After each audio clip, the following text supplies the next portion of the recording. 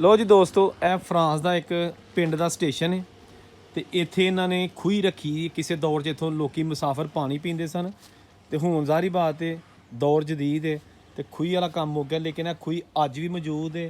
ठीक है ना, यह झरखड़ी हो गई। ठीक है ना, इतों गेड़ी का होंदा सी फड़ के ये नाल। ठीक है ना, तो यह ये नाल रस्सी होंदी सी। ठीक है, रस्सी गई होंदी सी खूही दे विच इत्थे थल्ले, यह उन्हें ढक्कन ते लाता। लेकिन आ देखो उन्होंने उन्होंने संभालिया उस तरह ही। ठीक है ना, यह खूही उस तरह झरखड़ी यह खूही। इस स्टेशन के उत्ते कोई जड़ा ना हमला नहीं है।